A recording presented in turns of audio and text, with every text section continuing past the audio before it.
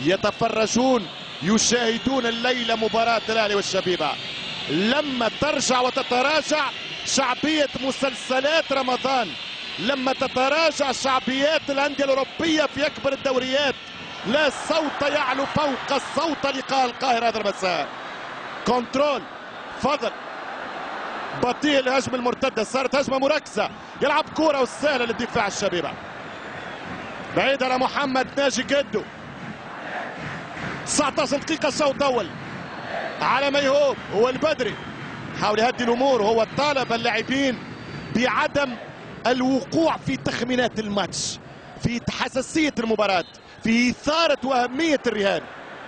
الإدارة والبدري طلبوا من اللاعبين بخبرتهم تقريب هو أكثر من نصف تشكيلة المنتخب المصري اللي حقق 3 كان 2006 2008 2010، إذا عندهم تجربة وخبرة أنهم يهداوا ويستناوا في المباراة.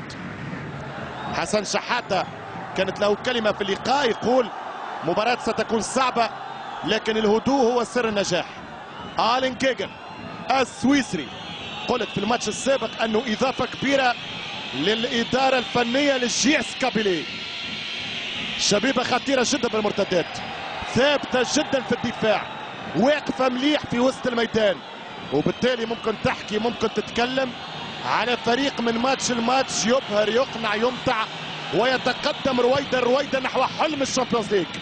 بصراحة ولا واحد أعطى أمل في البداية للشبيبة، قال فريق جديد وفريق شباب، لكن احذر الشبان إن لهم الطموح، إنهم جوعانين من أجل كرة القدم، جائعين ألقاب وتتويجات. خاف من الفريق الجائع للمجد، والشبيبة جائع لاستعادة المجد. كوليبالي يضغط، ترجع للحمراء، كرة لملوك القارة للنادي الأهلي وائل جمعة. 20 دقيقة أصفار، لا غالب ولا مغلوب في اللقاء الأشقاء، لأنكم نسيتوها الكلمة هذه. مثل هذه المباريات ما عادش فيها لا أشقاء ولا إخوان، نرجع ونقولوها حتى لو كانت يعني من خارج قلوبنا، في انتظار أن نستعيدها داخل قلوبنا. تمشي كرة طويلة، تمشي كرة ممتازة جدا للكناري، صعبة ودخلت 18، صعبة ضاعت شوية وبرافو شريف إكرامي. قلت لك لأنه شريف علي سيدي يحيى بعد برشا، جنب برشا، بعد على مقابلة شريف، لكن الشبيبة أخطر، الشبيبة أخطر، يخسر كرة فضل. جمهور الأهلي يلزم يهدى شوية لأنه الفريق في حاجة لتشجيعه لآخر مباراة. مباراة لن تكون سهلة طبعا، فالشبيبة ليست لقمة سائغة، إنهم أسود جورجيا، لذلك يلزم يصبر الفريق الأهلاوي. أحمد فتحي خطيرة جدا مرتدات الكناري، الفريق اللي تعادل في المنزه مع النادي الافريقي 1-1، الفريق اللي ربح الاسماعيليه 1-0، يأكد من خلال 20 دقيقة انه فريق خطير جدا خارج الديار. عاشور برافو ممتاز، يرجع حسام، يرجع عاشور، الفتوة عاشور، يلعب الفتحي، يفتح الكرة على اليمين، يلقى بركات، يرجع لل1-2، فتحي ممتازة خطيرة، وهدف أول، الهدف الأول من محمد ناجي جدو. محمد ناجي جدو يفتح باب التسجيل للفريق الأهلاوي. كرة ممتازة جدا بالراس، كرة بالراس، وفرحة واشتعال مدرجات حمراء. 80,000 بالفريق الأحمر يهللون لل1-0. خطأ في التمركز، غفلة من الدفاع، ينسل سيد مهاجمي افريقيا ويضرب كرة بالراس. محمد ناجي جدو يفتح باب التسجيل في منتصف الشوط الاول. سيناريو جديد في الماتش، 1 الاهلي 0 شبيبة القبائل. كرة ممتازة جدا تلعبت في ظهر المدافعين. شوف الكرة بركات، جات الفتحي يعمل الفتحة وحده بالراس، خطأ الدفاع الجزائري، والهدف الأول من الفريق الأحمر النادي الأهلي. 1-0 من جدو، يضرب الكرة لا تصد لا ترد، لكن شوف بالمليمتر، مليمترية على راس جدو قادمة من أحمد فتحي، والأهلي يفتح باب التسجيل.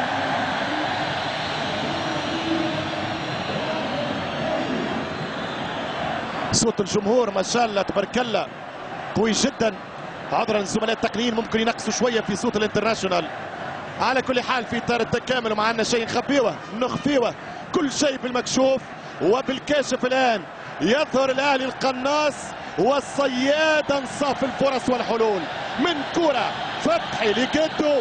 1-0 للاهلي رغم انه الشبيبه في اول ماتش جاته 3 كرات بتاع باش يقلب المباراه. ترجع كره للشبيبه. حلوه المباراه بعيدا عن التوتر.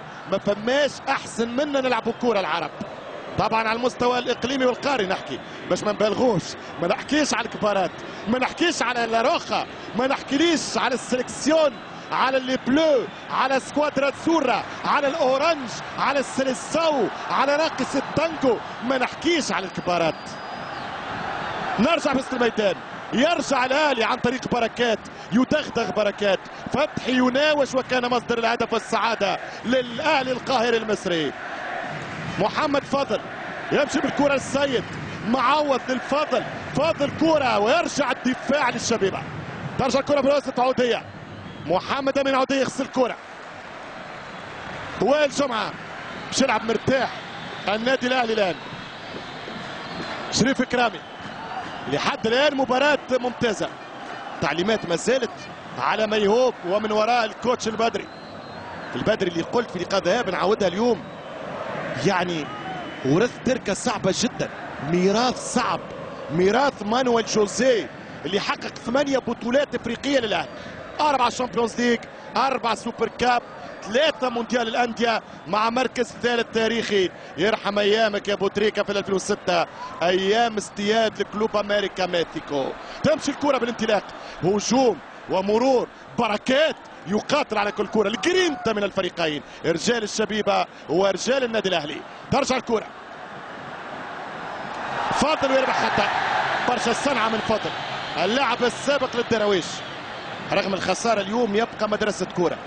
الملاعبيه الكبار خرجوا من هناك، من جيل بوجريشه، من السيد عبد الرازق بازوكا، الى جيل حمص، الى ابداعات عمر جمال، الى تألقات عبد الله السعيد واحمد سمير فرج وباقي الرفاق. وهذا العمده ما فيش غيره في الهجوم والمهاجمين المصريين، لا يعلى عليه. يبقى متعب رقم 1. سيرجع في يناير للامانه. الفرق اللي باش تقابل الاهلي في قادم المواعيد سترتاح من خطوره العمده، بينما خطيره والدفاع موجود. الدفاع موجود. عنده فضل، عنده جدو الان بدا يتسرح، وهدف ثاني في ثاني مباراه على التوالي. اكيد باش تدخلوا اجواء الفريق الاحمر. جدو القادم من زعيم الثغر الاخضر الاتحاد السكندري. ترجع الكره وسط الميدان، ملعوبه مره ثانيه للفريق الاهلاوي. النادي الاهلي يتقدم 1-0 في 27 دقيقه. مباراة فنيا رتميا يعني ايقاعيا احسن بكثير من اللقاء الاول. لقاء مفتوح لكل الاحتمالات. الشبيبه لم تخسر بعد، والاهلي يتقدم الحين بهدف اول براسيه هذا اللي امامكم محمد ناجي جدو. اللاعب المرزق انا اسميه. صحيح مهاجم ممتاز، لكن يلزم تكون محظوظ كمهاجم، يشم الهدف، صياد الاهداف محمد ناجي جدو. ترجع كرة في النصف في وسط الملعب. مباراة انتهت بعد الشوط الاول للهدف الاول. هذا النيلي وليد او نبيل. فريق الاهلي نوع من الاسترخاء بعد الهدف ويلعب بهدوء من غير تسرع، وبعد الهدف في الشبيبه مازال ما عملش الرياكشن، يفكر كيف يعود.